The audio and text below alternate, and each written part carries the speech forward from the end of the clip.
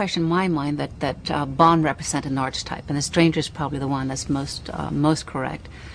You don't really want to know where he came from. You don't want to know who his parents are. You don't want to know what he has for breakfast or any of the personal details. That's what makes him so exciting, and it also makes it easier for you then to project your own ego, your own self into the character temporarily.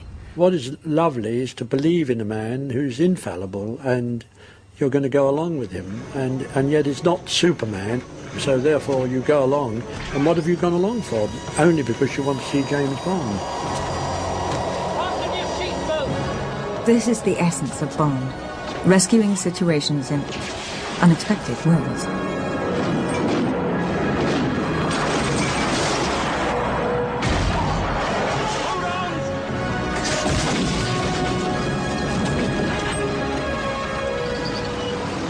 But are these movies any more than just action comics and fantasies?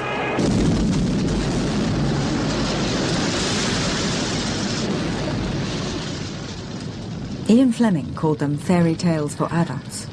I know a great restaurant in Karachi. Fairy tales is quite good, but fairy tales can be dark and difficult and neurotic and violent and all that sort of stuff, which I think the Bond things are. But there is a kind of otherworldly, kind of escapist level to Bond, which I think is fun and which one wouldn't want to give up on. This sense of fun is nowhere better shown than in Bond's relationship with the gadget master, Q. Morning, Q. Sorry about the leg. Huh. Skiing? Hunting. It's tested for 100. Now, 007, do please try and return some... Do please try and return some of this equipment in pristine order. Don't touch that! It's my lunch. I think that over the time, Q has got fond of Bond, because in License to Kill, you know, he went out to help him when he shouldn't have. Everything for a man on holiday. Explosive alarm clock, guaranteed never to wake up anybody who uses it. Dentonite toothpaste. Bond won't return his gadgets. He always smashes things up. I could do with some plastic.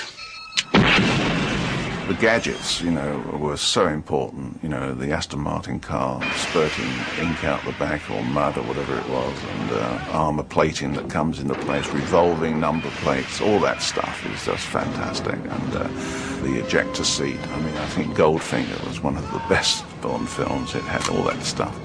But for some, the use of gadgets can go too far.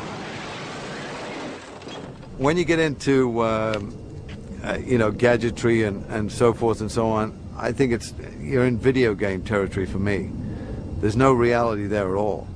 I mean, what the hell are we spending all this money going into space for? Doesn't make any sense at all.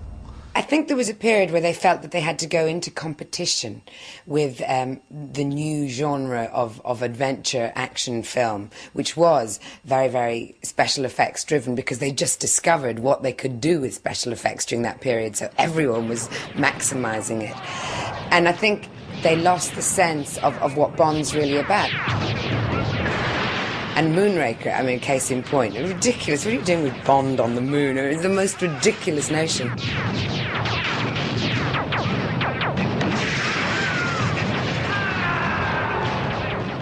They're up-to-date movies. Technology has, in the last half of the century, become a very important element in everyone's life. Everyone's interested in it.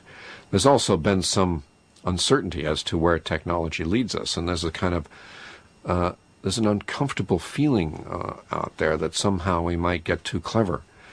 So technology is a two-edged sword. Choose your next witticism carefully, Mr. Bond. It may be your last. The purpose of our two previous encounters is now very clear to me. I do not intend to be distracted by another. Good night, Mr. Bond. Do you expect me to talk? No, Mr. Bond, I expect you to die. Very often the technology is used in a negative way by the villains, or Bond's own technology fails him. So you come back to the age-old issue of man against machine. And those elements are very, very prominent in the films.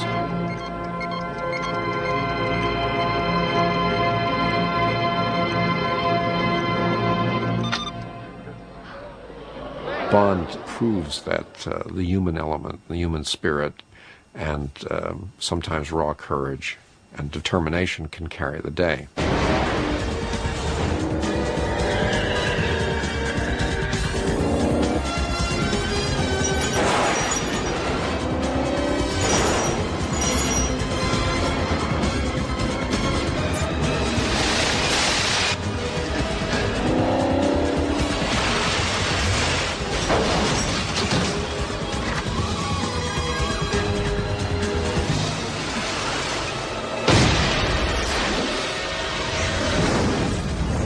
You destroy every vehicle you get into. Standard operating procedure. Boys with toys. But must our hero always get off scot-free? Can nothing ever hurt him? Bond is a wonderful excuse to put on screen the kind of man that doesn't really exist in the world. And if you've done it successfully, every man wants to be him and every woman wants to make love to him. And if he's constantly second-guessing himself or saying, oh, I can't do this with the girl, then I think the more human he becomes, the less fun it is for people who want to come in and also take a vacation from other kinds of films. They go into Bond knowing, they at least think they know, that this is the kind of character I want to see. First a boy and then a girl.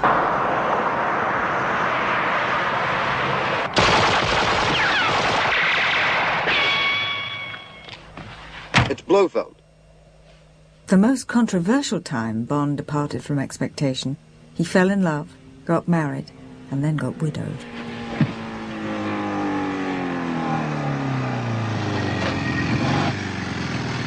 Even the actors were embarrassed by Bond's new emotional side. It's all right. It's quite all right, really. She's having a rest.